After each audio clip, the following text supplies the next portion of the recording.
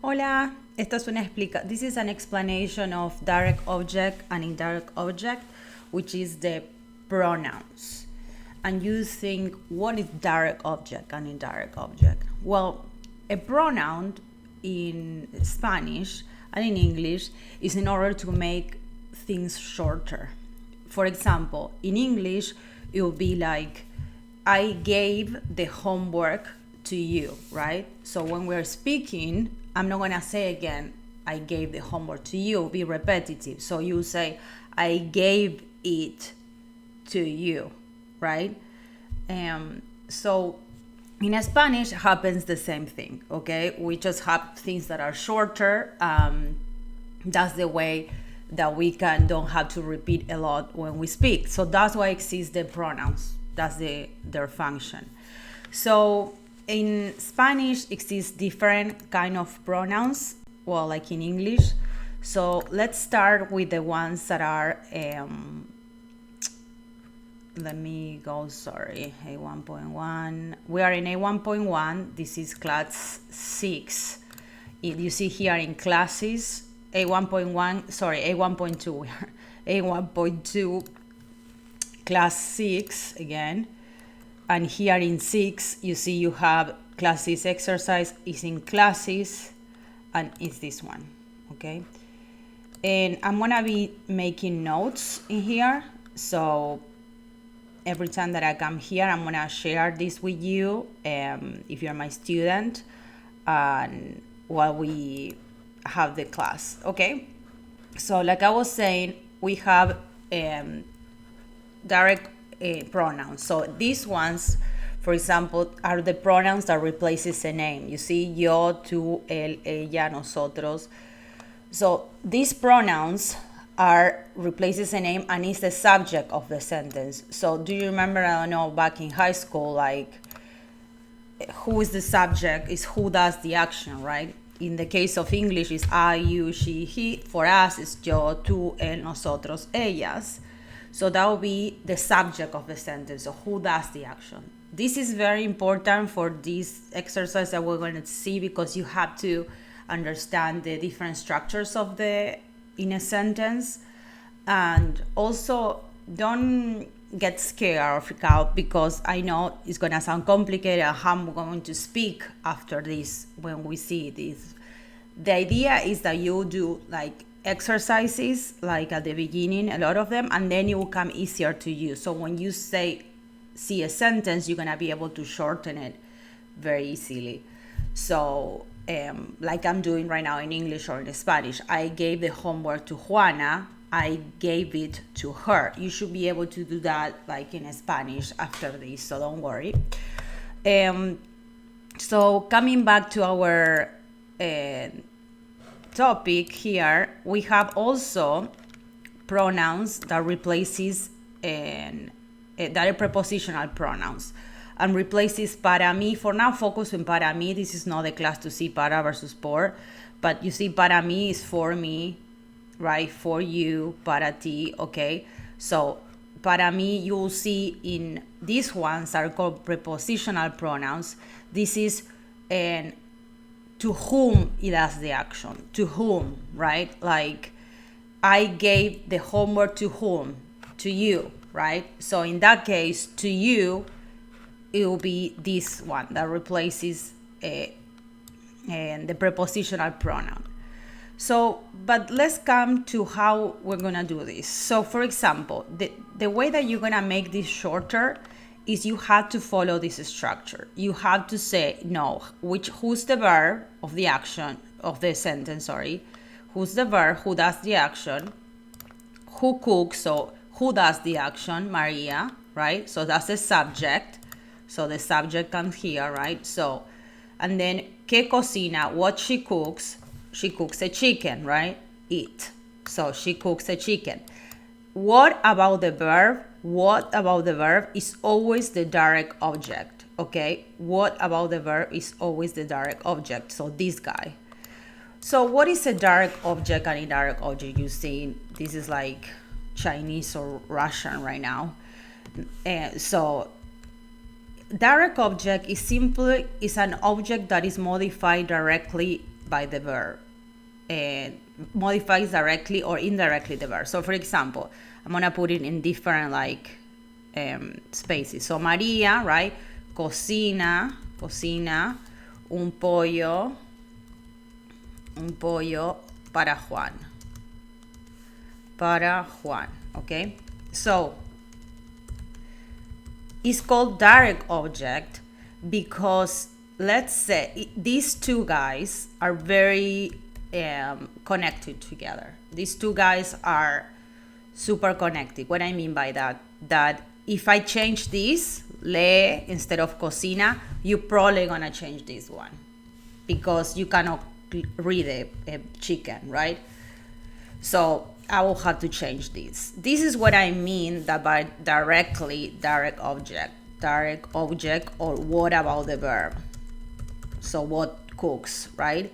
So you see they're directly related. But now let's go para Juan, that is indirect object, okay? So para Juan is indirect object because it's indirectly related. And that question is answered for to whom is doing the verb, right? To whom is cooking, right? So in this case, you see, let's say I change lee un libro, like we said before, instead of cocina un pollo. Can you see that I can still put para Juan? Because she cooks, you see, cooks a chicken for Juan or reads a book para Juan. You see, so para Juan is indirectly related to the verb, okay? Because they are related, but indirectly. So that's what it's called. So once you identify that, you have to identify who's the subject. So who does the action is always the subject, would be Maria, right? So Maria. And how you can replace Maria? Remember, you can put ella, the ones that replaces a name. It's always in the subject, don't confuse that one. So this is the subject, right? Subject. Then verb, which is the verb, is very important. Everything is around the verb because who does the verb? What about the verb? To whom about the verb? So the verb is cocina, right? And we cannot make this cocina shorter. And then we have indirect object. To whom? So to whom would be para Juan, right? And a shorter way of saying para Juan is para él, right? To him, for him. Okay. And then direct object is what about the verb, which would be what? The chicken, right? Un pollo. So un pollo would be eat, right? In English, and this would be for him, okay? So the difference is the order is different in Spanish. So you have the subject of the sentence, who does the action if you want to. So it's clearer. Who does the action? To whom goes first, so indirect object, to make it shorter, okay? And then what about the verb? Direct object, and then goes the verb, okay? So who does the action? Ella, right? Maria. To whom, you see, to Juan, right? Para Juan, for Juan. And then what? A chicken cooks. Chicken. And then, which is the verb, cooks, right? I'm switching this because you don't use this order, right, in English. That's why it's the difficulty, I guess, in this exercise. So let's do it in Spanish. Ella, for Juan, would be para él, right? For Juan. What she cooks, un pollo. And what is the verb cocina, right? So in this replacement, I have to make this shorter. Ella cocina un pollo para él. But in order to replace this shorter, we have to make a conversion here. So this is what we call table of conversion.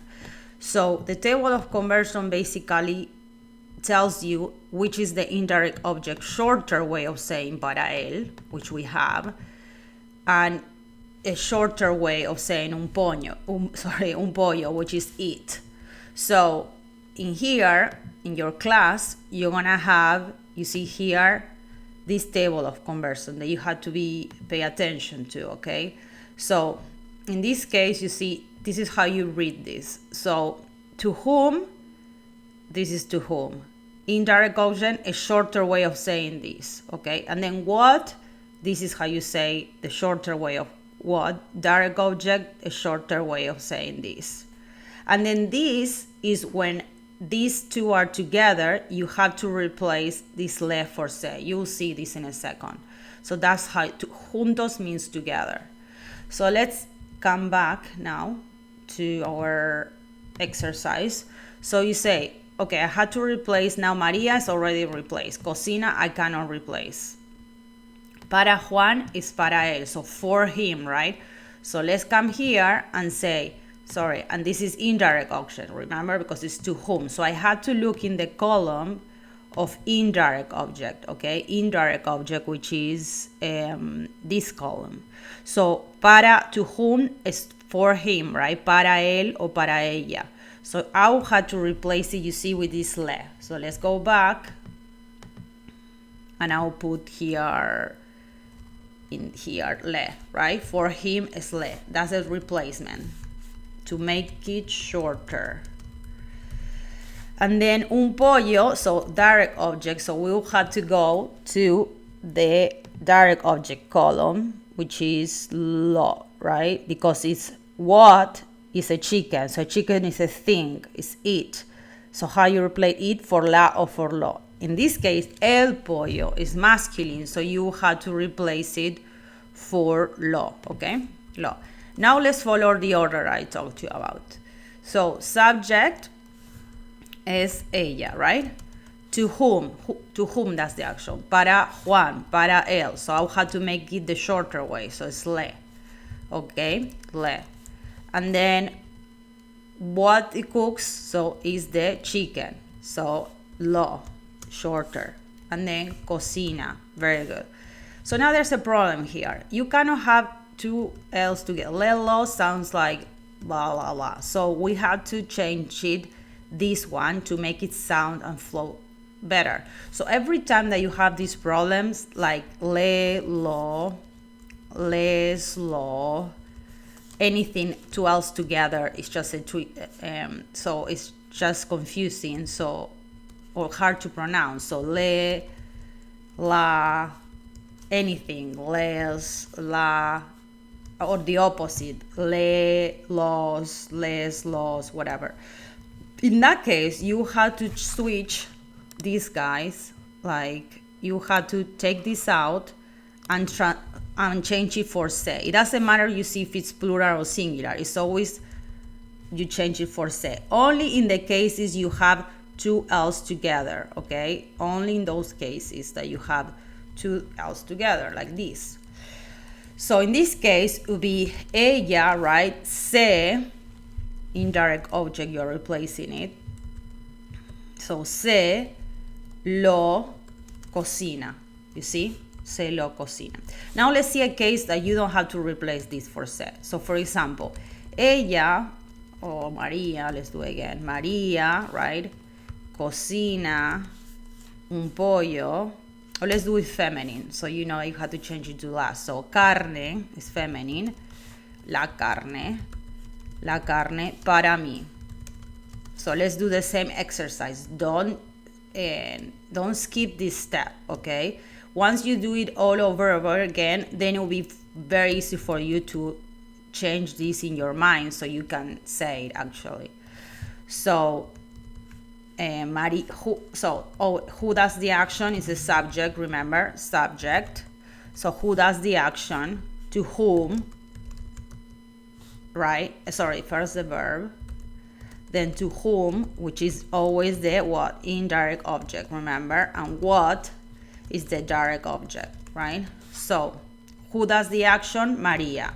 How you switch Maria shorter? Ella. Which is the verb? Cocina, the same one. To whom is cooking this time? For me. So para mí. Para mí is for me. So this means for me. And then what is cooking? La carne, okay? So la carne is direct object and it's it, right? So let's go again and make this shorter, right? So we had to put always in order, subject, verb, no, sorry, indirect object, direct object, and verb.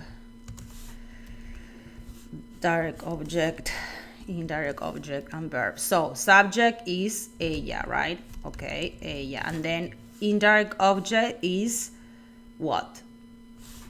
Para mí. So let's make this one shorter. So let's go to our column here and let's check. In this column of indirect object, for me, para mí is replaced by me, okay? So you go me. And in here too, me, okay? So la carne is it, right? So it's direct object, so you had to look in the direct object column. You see me here because it's to me. This me, you, it, okay. Me, you, but not. What it cooks, it doesn't cook me, right? It's cooking the chicken, it. So it is, the chicken, the steak in this case, carne. So it's la. So we replace carne for la. So here I put la, and then the verb is cocina. Okay, so now let's make this, you see, ella me la cocina. In this case, I don't have to put anything shorter. The say on here because you have it. Another detail to mention is that you have to, when you, it's like when you are doing it, please don't skip the steps, okay? Like verb, who's the verb? And also, do you remember what we are asking about the verb? We are asking what about the verb and to whom about the verb, but not where she cooks, how she cooks. No, that cannot be replaced. The same like in English. How she cook, fast.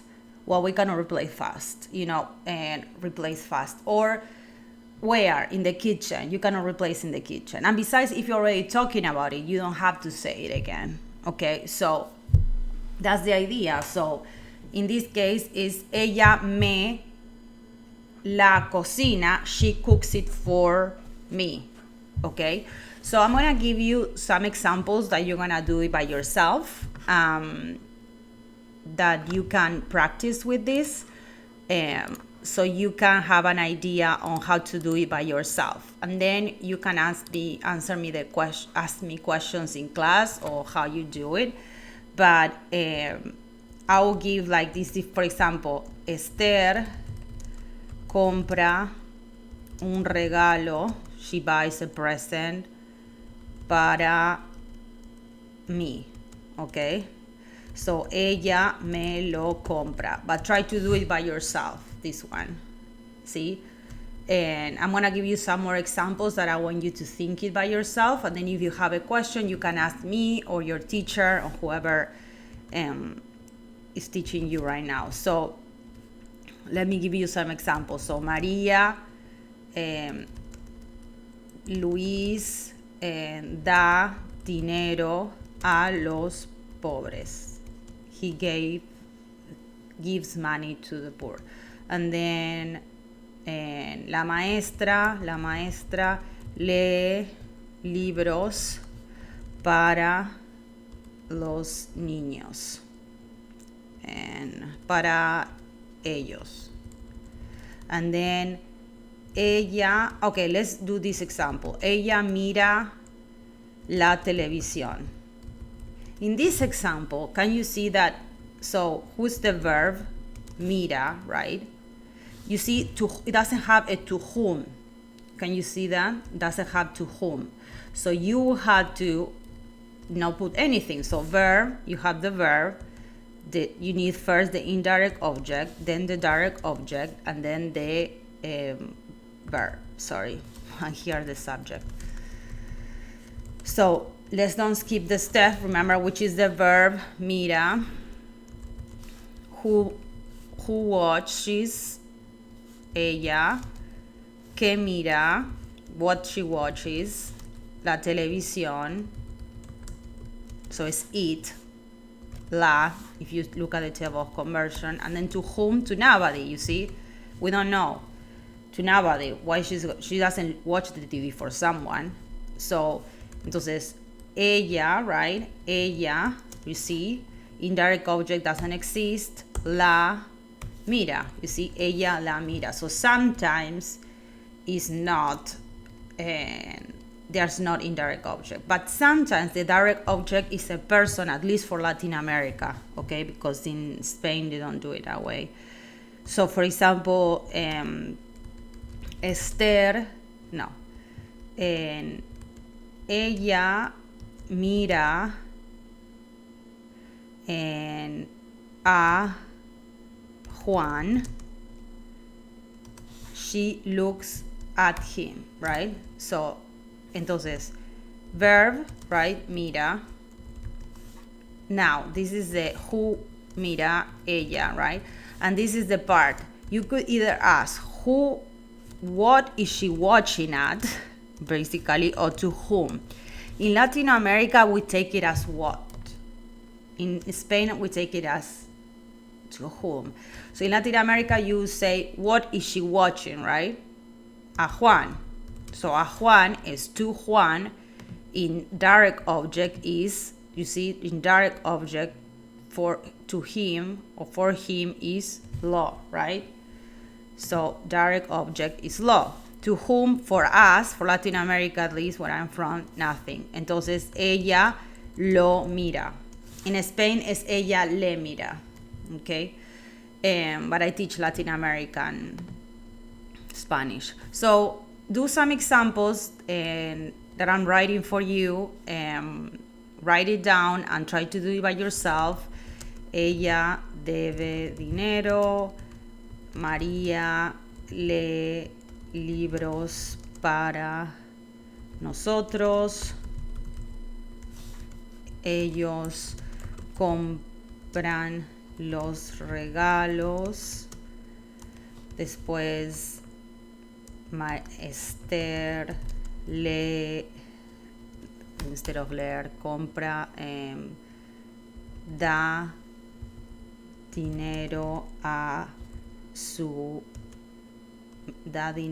hijo. So try some of the examples. I can send you more. So in this class, you see you have these ones, and then you see here that the homework, you see, so if you go here, homework, you have the exercises and the solutions. So here are the solutions, and here are more exercises instead of telling you right now. So you see, and then you have the solutions also. Also, remember to practice keep practicing with a language partner. This is review and practice is links that you can use online, right? To practice direct object and indirect object. It's very useful. And yes, and that's about it for now. If you have again any questions, just let me know. And I will see you soon.